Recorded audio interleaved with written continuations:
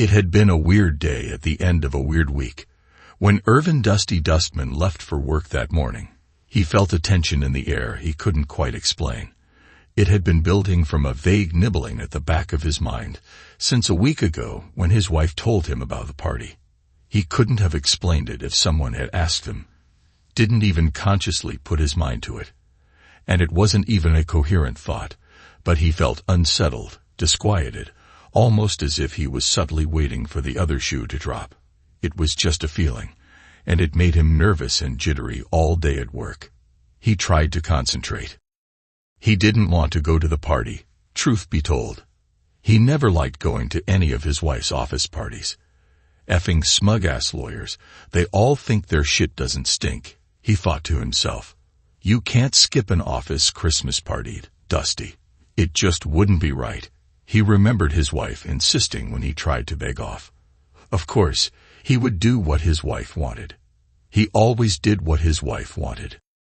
As he shut his computer down to end his week, Dusty looked over at the photo of his 2 sons taken during a fishing trip last year. He smiled brightly. It seemed his relationship with his boys was the only bright light in his home life in the last few months. Halfway through the drive home, traffic was slowed around an accident in the right-hand lane of the highway. Dusty realized that he was so wrapped up in his own thoughts that he wasn't even aware of exactly where he was on his drive. Due to the accident, Dusty arrived home about 15 minutes later than usual. Instead of what was once a hello kiss when he walked in the door, Dusty knew the only thing he was going to get from his wife was a snide comment. She didn't disappoint. It's not like you couldn't get home on time for once, Tracy griped. Now get changed into your gray pinstripe suit. That's my favorite. Dusty silently shook his head. He was planning to wear his dark blue suit, which he felt was more commanding. The gray suit was nice, but he tended to blend into the background more. He most certainly didn't want to blend into the background around these people. James Fielding, the newest partner in Chicago's highest-profile criminal law firm, was hosting the firm's annual holiday party in his large North Side home. As they entered, Dusty could feel Tracy becoming more and more tense. She was talking rapidly, and her eyes blinked nervously, always a sign that she was feeling stress. As they reached the door to what appeared to be a large entertaining area, Tracy's grip on his arm tightened, and she pulled him to the side, pressing him back against the wall and wrapping him in her arms. "Tracy, what's going on? Is something wrong?" he asked. "No, I just wanted to say." "What?" he asked. "Listen, Dusty, you know I love you. I always have, and I just want you to remember that. Whatever happens tonight, it doesn't matter between us. Nothing is ever going to change. I just want you to remember that. We're fine. I know you don't like these people, and it may be shocking, but as long as you remember that nothing is going to change between us, you're going to be okay." "I have no idea what you're talking about," Dusty said. "You're right. I don't fit in with all these lawyers and high-powered jerks. But what's different? These events have never been fun for me, but I'll just put up with it like I always have. Just remember, we're okay," she said. She stepped back away from him and let him lead her into the room. Fielding was holding court in front of a large bar, which featured a painting of a naked woman lying on a bed. Dusty moved off to the side of the bar to get a white wine for Tracy and a scotch for himself, nodding to Fielding when the two locked eyes for a second. Fielding nodded back and gave Dusty an evil grin. Dusty hated that look. In fact, he wasn't sure he didn't hate Fielding as well. Dusty got the 2 glasses and moved to intercept Tracy, who was heading for Fielding and his group. Tracy had maneuvered Dusty so his back was to the bar. He stood on the outside of the group. Tracy worked her way over to Fielding, who gave her a polite peck on the cheek before going back to pontificating about something. Standing on the periphery, Dusty really wasn't paying attention to the conversation. He glanced around a bit, catching another quick look at the nude painting, and thought to himself that it was fitting for Fielding to have a nude painting so prominent in the room. When Dusty zoned back into the room, he thought he saw several people looking in his direction. Instinctively, he looked down at his suit to see if he had spilled something on himself, or, God forbid, his fly was open. He didn't see any spills, and a subtle check on his fly revealed it was up. Still, the looks continued. Feeling uncomfortable, Dusty turned toward the bar, again glancing at the painting. The painting was incredibly erotic, Dusty thought. The raven-haired beauty was lying nude and glassy-eyed on a bed, obviously just having had what appeared to be very satisfying sex. It was a look he knew all too well, on a face he knew all too well. The woman in the painting was standing right next to him. Dusty stopped thinking. For that matter, he stopped breathing too. He stood open-mouthed staring at the painting.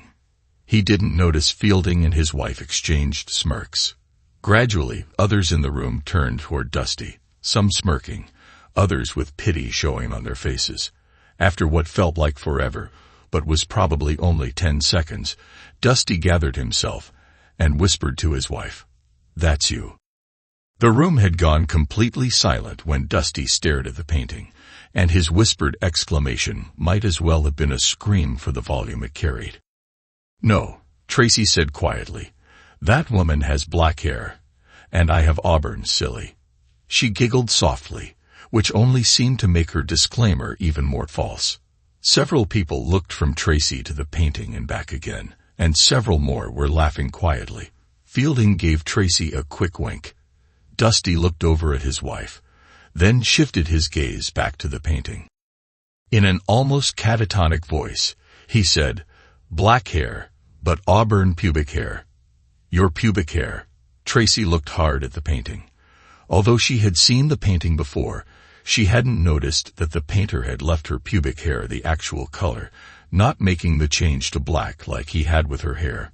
She quickly wondered if that had been intentional or was a mistake. Not that it really mattered. Tracy had surmised Dusty would eventually figure out that the painting was of her, but she and Fielding had figured it would be later on in the evening, after he had been softened up by a few drinks. Neither had planned on such a quick reveal.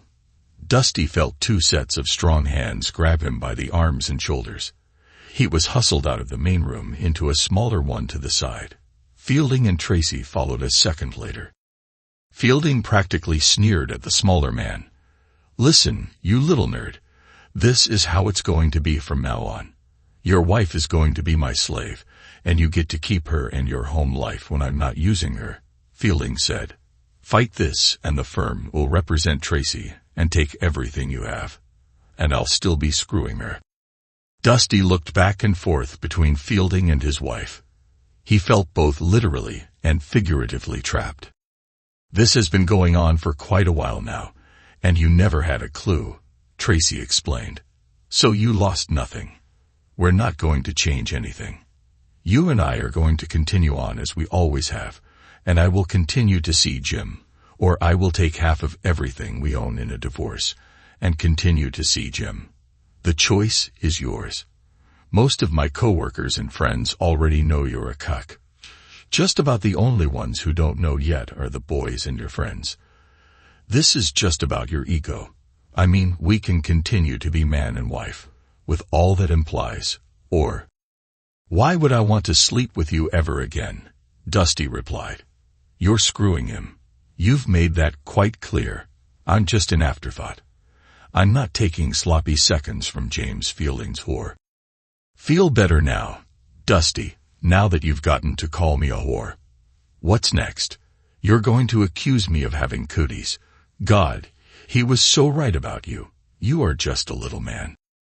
Fielding's laughter reverberated in the room as Dusty was escorted out of the room and then the house. Dusty heard the laughter as he left. He held his tears in check, barely.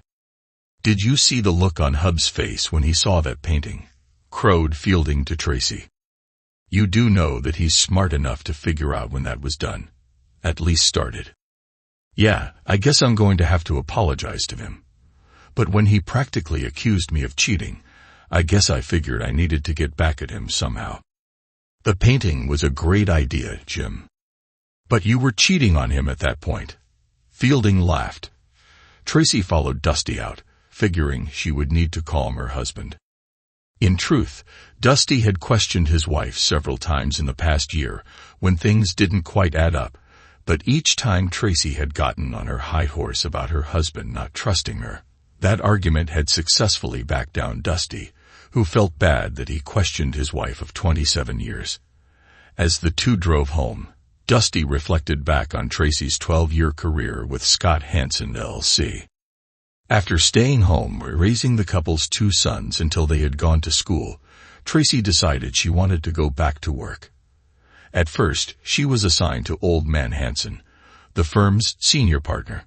But when Hansen retired 3 years previously, he was replaced by 35-year-old Fielding, a 6'4", 220-pound Hulk who made 47-year-old Tracy nervous by the way he looked at her, she admitted.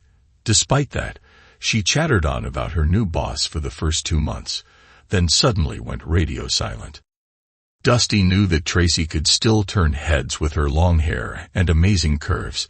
He still thought she was the most beautiful woman he had ever met, and often wondered how he had gotten lucky enough to land the prize. Not that Dusty was an ugly dweeb. He was only 5'9", but a solid 170 pounds. He was quiet by nature and analytical, typical traits most people would associate with accountants, which he, in fact, was. When Dusty found out that Tracy's new boss was a large, handsome younger guy, he figured he would try to keep track of his wife's comings and goings. Tracy didn't work late with Fielding any more than she had with the old man, at least until about a year ago. Then, the late nights started increasing before a week-long trip to New Orleans with Fielding for some kind of legal symposium. Dusty wasn't happy that Tracy had to make the trip, but he understood that as his admin, there were going to be times that she would have to make trips. He still put in his 2 cents with his wife, at which point she loudly accused him of not trusting her, despite the two being married for more than 25 years. No longer in the Christmas spirit when he got home, Dusty poured himself a single malt scotch and practically staggered over to his favorite lazy boy. It's not every day when your life turns to hell in a matter of minutes. He cried like a baby for the next 5 minutes, at least until this past year. Dusty thought he had the perfect marriage. Then the little cracks seemed to show up, although at first he didn't want to see them. Then his wife denied that those cracks even existed. Dusty had to admit that aside from working late and the trip to New Orleans, things between the pair had seemed pretty normal. The sex hadn't suddenly ramped up or been cut off. He had noticed, though, that his wife's wardrobe seemed to get younger and sexier, and lately her attitude toward him had turned sour. Dusty drank several single malts and finally drifted off to sleep in his chair while watching the classic Christmas movie It's a Wonderful Life. Tracy finally woke him at 1:45 a.m. to try to get him to sleep in the couple's bed. "I've got to admit, I didn't see that coming, Tracy. Not sure I'd ever want the boys to see that painting, though," Dusty commented dispassionately. Tracy blushed deeply. From the look on her face, Dusty realized that she hadn't considered her children when she posed for the portrait. Dusty was barely able to keep himself from lashing out at his wife physically. She would never know that her deceased father-in-law's teaching had probably kept her out of the hospital. When he collected himself, Dusty unballed his fists. Tracy saw the movement, and her eyes got wide. A chill of realization came over her that she perhaps pushed her husband to the edge. "Well, since we're being so open and honest, how about answering 2 questions for me? Why and for how long?" Dusty asked. Tracy studied the pile of the carpeting for a few seconds while her face changed expressions. "We didn't mean for this to happen. It just did. About a year ago. We found we had a lot in common. You and I had gotten stale. Jim's a take-charge kind of guy. And he kind of took charge of me. I liked it. I liked it a lot. And then when you sort of accused me of cheating, I got mad. And Jim and I came up with a way for me to get even. But you were already cheating. That's not getting even. That's rubbing my face in it." "What?" She looked up at Dusty like she was going to reply, then put her head down silently. "So what you're telling me is that you opted for new, young, exciting over same old, What we had for all those years didn't mean anything to you, Dusty said. I still love you, Dusty. I'm just not in love with you anymore. Jim and I connect on so many levels, and it's new and exciting. Of course it is, you bimbo. You're a new piece of meat to him, and he's a new stick to you. You haven't gone through the rigors of everyday life with him, raised children with him, come home, and done daily chores.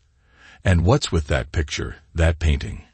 You would never have let me take a risky cell phone photo of you, but you pose naked and well-drilled for some painter so Mr. Wonderful can hang you in plain sight in his home, and everybody can see what a beautiful tramp you are. Tracy blushed deeply again. She started concentrating on her shoes. Dusty kept his eyes on her, and she eventually looked up. It was very exciting, being naked in front of another man right after having sex with Jim. Knowing that he was recording our lovemaking for everyone, Tracy admitted. Did you screw the painter too? Dusty blurted out. Well, once, after my last posing session, Jim and I thought we owed him one after teasing him for most of the week. Of course, fair is fair, Dusty snarked. After a few minutes of awkward silence, Dusty asked, Did you forget about the boys? The boys? What do they have to do with this? Tracy asked back. This has nothing to do with the boys. They're out of the house now and have their own lives. You don't see breaking up our family as having no impact on the boys. You're not going to break up our family. You don't want any more people than necessary knowing you are a cuckold, Tracy ridiculed. Besides, I know you love me. Give me this for a little while, and after this, it can be me and you again, just like always. I overestimated you all these years, Dusty said. First, I thought you loved me as much as I loved you. Second, I thought you were fairly smart. Tracy pulled a face when Dusty finished his last statement, so he figured he should elaborate for her. Tracy, a no-fault divorce does not mean there is no one at fault. It just means the state doesn't want to screw around with trying to find fault and splitting assets. I am not afraid to tell the world that I am a cuckold because you are an unfaithful tramp. What do you think the boys are going to say to that? Tracy stammered. She stuttered. Finally, she choked out. You wouldn't. Watch me, witch. You would ruin my relationship with my boys to get back at me. You scumbag, she hissed. No, not to ruin your relationship, but to accurately tell my side of the story, you witch. The truth hurts, doesn't it? Confident when the confrontation started, Tracy looked defeated as she whispered, Can't we discuss this further? I'm afraid not, Tracy. You had sex with him in his bed. Now you get to lie in it. Besides, what have I ever done to give you the impression that I would put up with you sleeping with another guy? Both of the couple's sons were shocked to hear their father's news when he called them the next day. Are you sure, Dad?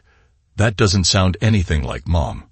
Robbie, the couple's oldest, said when Dusty called him first. She and Loverboy even had a painting done showing her after sex. It was hanging above his bar. The two of them and the rest of their staff thought it was great fun, Dusty said. No, that's ridiculous, Robbie shouted over the phone. Mike, 2 years younger, listened quietly to Dusty's whole story before commenting. Wow, Dad, what the heck did you do to tick Mom off? She would never have done something like this without being provoked. Dusty sat silent for a few seconds, trying to figure out exactly how to respond to his disbelieving son. I think I let her down after all these years. He was younger, bigger, more forceful, and basically, someone new and different. I'm not buying it, Dad. Sorry, Mike said. Believe what you want, Mike. She shat on me, and I'm not going to take that. Tracy was served a week later. She tried to fight it, tried to get the judge to agree to marital counseling. It seemed like the judge was leaning in her favor until Dusty asked her to explain to him about the naked painting of her hanging in James Fielding's home. The judge looked shocked at Dusty's pronouncement. Seriously, he asked Dusty. Naked and well satisfied, from the looks of things, Your Honor. In another man's house, he asked Dusty. naked and well satisfied, from the looks of things, Your Honor, in another man's house. Mrs. Dustman. Tracy started to answer the judge when her attorney put his hand on her arm to stop her. Better to keep quiet rather than telling the judge you were a smug, stupid witch after cheating on your husband, he whispered to her. 6 months later, the divorce was finalized with everything split 50-50. As the house was sold as part of the settlement, Tracy moved in with her lover, while Dusty moved into a small apartment near his place of employment. Jim Fielding just finished pouring himself a single malt at his bar when he glanced at the painting of his lover, Tracy Dustman. He remembered how much fun it was to have Tracy pose for that painting after the pair had sex several times, with her face showing how freshly drilled and satisfied she was. Her husband was starting to catch on to the fact that she was having an affair, and the two lovers decided to beat him to the punch and rub his face in the affair. Both were sure that her quiet, unassuming husband would buckle to the new arrangement. But if not, Tracy would take half of Dusty's assets, and Jim would continue to enjoy her body. The divorce was a little over a year ago, but lately things between Tracy and Fielding had seemed strained. She seemed to be getting clingier, although Jim had always made it clear to her that marriage was not on the table. A little more than a year and a half into their relationship, Tracy had noted that the heat of her affair had cooled, along with the actual sex. At least with Dusty, she could count on 27 years of loving affection. Little touches, little caresses. She began to understand that the only thing love and lust have in common is the first letter of both words. 6 months later, Tracy moved into her own small apartment after she and Jim Fielding called it quits. 1 week after that, she was reassigned to be the admin for one of the newer attorneys. She knew the reassignment was coming, but the money and benefits stayed the same, so she actually welcomed the change. Her new direct boss was a handsome young graduate of Georgetown Law School. With the attitude of a hotshot attorney on the way up, Tracy thought. She wondered to herself if the attitude came with the jurisprudence degree. It took all of 2 weeks before Mr. Hotshot put his lips gently to Tracy's. She promised herself she wasn't going to allow him to get to her, but she apparently lied to herself. 6 weeks after beginning work for the new guy, 52-year-old Tracy had her ankles over the 31-year-old lawyer's shoulders as he pounded her in his bed. "Did I tell you that Tramp was a heck of a good one?" Fielding asked the young attorney a couple of weeks later. "That painting over your bar was just a tease. She is awfully good," Mr. Hotshot agreed. "Got rid of that painting," Fielding said. "Donated it to a fancy strip club about an hour from here for $5,000 cash. I will write off the full $15,000 purchase price on my taxes." The two lawyers laughed conspiratorially. The Playpen was not normally the kind of place Dusty would have found himself on a Friday night. But when Jerry Kubiak, his oldest son's best man, had planned the bachelor party, he figured he needed to invite Dusty out of respect. He figured the older man would stay for the obligatory length of time, then head out before things got going heavily. The party of 15 arrived at the high-end club en masse. After being checked at the door for proper identification, they headed down a corridor before turning into the main part of the club. It was on the wall right before they stepped into the open main room. Jerry, acting as host for the evening, spotted it first. "Oh heck, look at that babe. That might be the hottest painting I've ever seen in my life. All of my women have that look after I'm done with them," yelled Willie Aguilar, another of Robbie's groomsmen. "Holy crap, it can't be," Jerry yelled, pulling up short after reading the name tag attached to the photo. Jerry went silent, but Willie, not even thinking about what he was looking at, read the tag out loud for the whole group to hear. "Thou shalt not covet," Willie yelled. "Tracy Dustman is painted by Emile Gaultier. Hey Robbie, she's got the same name." Realizing what he was reading, Willie went silent. The others in the group pushed forward to see what the card said. Robbie's face went white as he read the card and looked at the painting. He immediately turned around and looked at his father, then at his younger brother. Dusty shrugged as Mike's face turned crimson. "Been there, seen that," Dusty said to both boys as he kept on walking. The sons looked at each other. They and the rest of the party gathered at 3 tables on one side of the stage. Everybody was waiting on Dusty to explain. "This is how your mother and her scum-sucking attorney lover broke the news to me that she was cheating on me." This was mounted on the wall behind his bar at his house. It didn't have a card on it, but I knew immediately what and who I was looking at.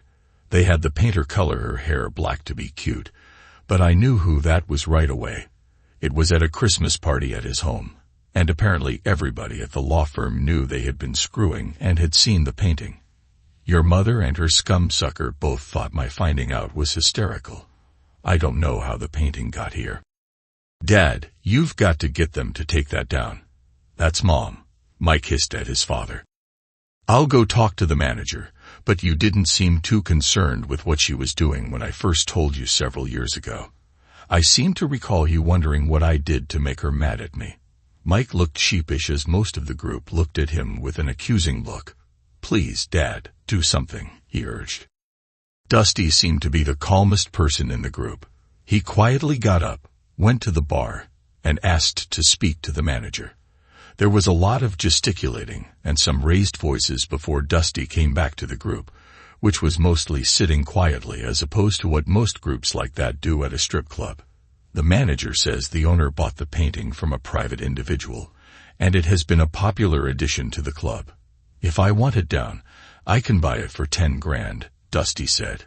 I told him I had no inclination to spend 10 grand on an erotic painting of my cheating ex-wife. "Dad," both Robbie and Mike wailed. The evening's activities were over at that point. Both of Dusty's sons headed straight to their mother's apartment when they got back to Chicago. Dusty went back to his own apartment and slept like a baby. Tracy looked like hell as she sat down in the groom's parents' row a few minutes before the wedding was to start, Dusty thought. He guessed her spending several hours explaining an erotic, nude post-coital painting on a strip club wall to his sons was tougher than he thought. "Last night wasn't too awkward," Dusty said sarcastically to his ex-wife as she sat down a few feet away from him in the church pew. "Did you know Scumsucker sold that painting?" "Not until last night I didn't," she answered as she blushed furiously. The former spouses had spent hardly any time in each other's presence since the divorce 5 years earlier. Dusty had to admit that Tracy still looked good, aside from the red, cried-out eyes. After the ceremony and the mother-son dance, Tracy was a popular dance partner at the reception, particularly with Robbie's friends. After talking to Robbie and Mike the night previous, she knew the reason why and was prepared when several of the 20-somethings tried to pull her in too close or let their hands wander. "There was a time when you would have put a stop to this pretty quickly," she said to Dusty when she came back to the table after having danced with her 5th handsy partner. "There was a time when you were my wife and my concern," Dusty said quietly. "Then you became somebody else's concern. Now I guess the concern is yours alone. But from what I remember and the rumor mill says, you like them young. Just try to be somewhat discreet tonight, for the boy's sake." Tracy's face showed her irritation, but nothing came out of her mouth. She knew that almost all of her sexual liaisons, since her divorce, were with men closer to the ages of her sons than her own age. She just didn't know how her ex-husband knew this as well. When she wasn't dancing and was sitting at the table with Dusty and several other family members, Tracy couldn't help but watch her ex-husband out of the corner of her eye. She noted that the past 5 years had been good to him, with the only noticeable changes being a few lines in his face and the graying of about half of his hair. His blue eyes remained as piercing as always, and the line of his jaw was every bit as striking as it was when the pair first met a lifetime ago. God, I left this man for what? A little more sex. A little more aggressive sex.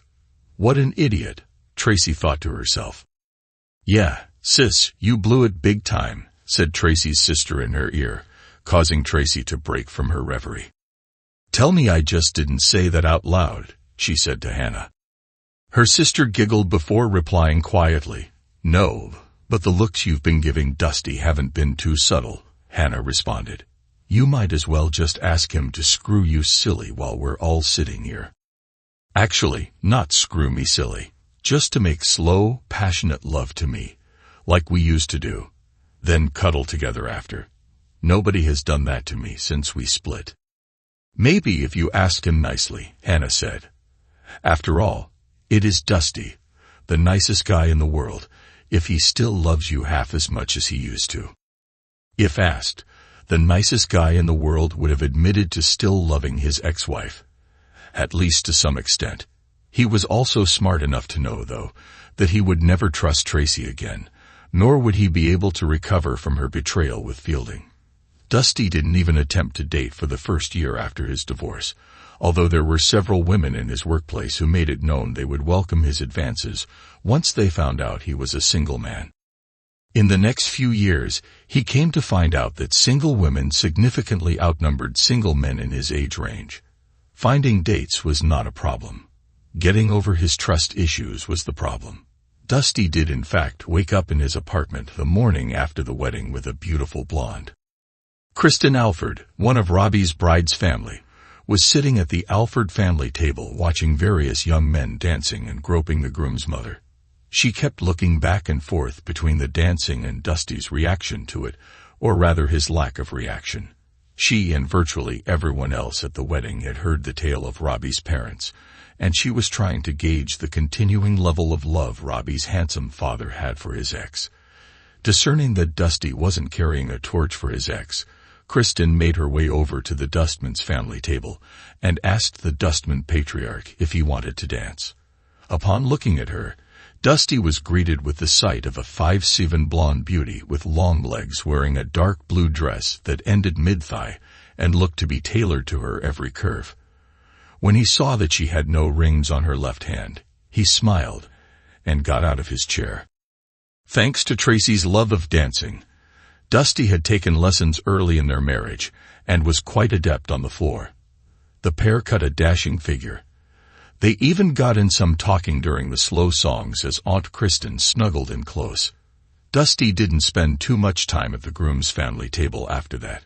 When he and Kristen weren't dancing, they were seated together at the bride's family table, and their eyes seemed to be only for each other. He found out that the 52-year-old Kristen taught high school about an hour away from Chicago and had been divorced for 20 years from an abusive husband. If you don't mind me asking, how does a beautiful woman like yourself stay on the market for 20 years? Dusty asked. Major trust issues for one. Plus, I don't just jump into bed with any man, she answered matter-of-factly. Good answer, said a smiling Dusty. Dusty and Kristen started working on their trust issues together when they woke up the next day. About a year later, there was a second wedding nodding to Dustman and Alford families. Robbie stood up as best man for his father. Internal Revenue Service Special Agent Michael Dustman made sure that James Fielding was audited 12 years in a row, costing the attorney more than $1 million in additional taxes and fines. Fielding was a few minutes late heading into the IRS building for his 12th straight audit.